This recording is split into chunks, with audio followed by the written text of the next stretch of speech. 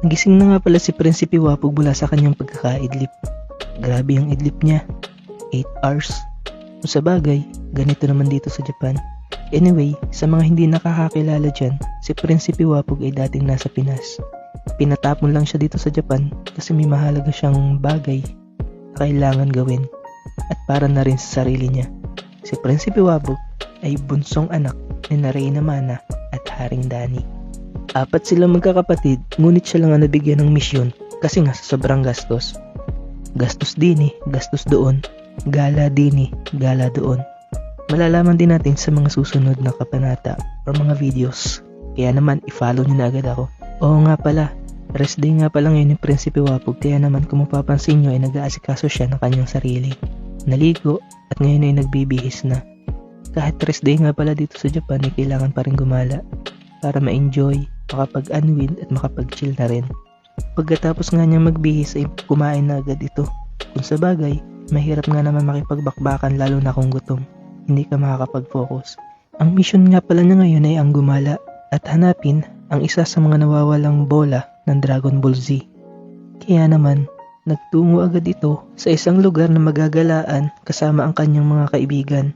Sakay sa kanyang mamahaling sasakyan na may 2 gulong na ang katumbas ay limpak-limpak na ginto.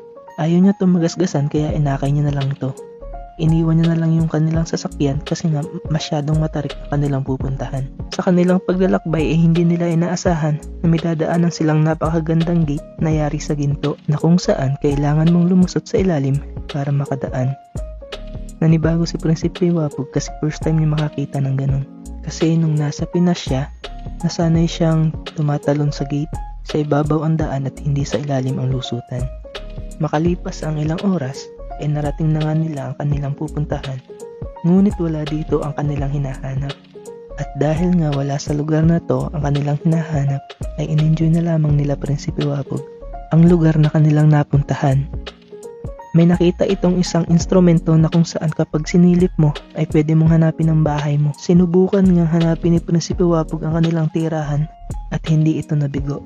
Makalipas nga ang ilang minuto ay si Prinsipe Wapog ay nagpunta dito sa kabilang side upang mag-explore kasi may mga bagay talaga na kailangan i-explore. Napaka-peaceful ng paligid at talaga namang makakapag-relax ka dito kapag nagpunta ka dito. May nakita nga siya ditong water basin. Ito ay ginagamit sa paglilinis ng kamay at bibig bago magdasal. Sobrang tagal na nga lang siguro kaya wala ng tubig na dumadaloy dito. Ito naman ay parang information board nila. Dito nakasulat yung history ng lugar pero syempre puro Japanese kanji kaya hindi naintindihan ni Prinsipe Wapog.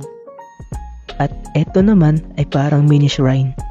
Kahit maliit lang siya, sobrang banal to dito sa Japan. Dito sila nagdadasal or nag-aalay, parang simple pero may meaning. At dito, pag akyat mo, ito talaga yung pinaka main prayer hall. Dito sila nagdadasal. Anyway, hanggang dito na lang tong vlog ko. Follow me for more. Arigato!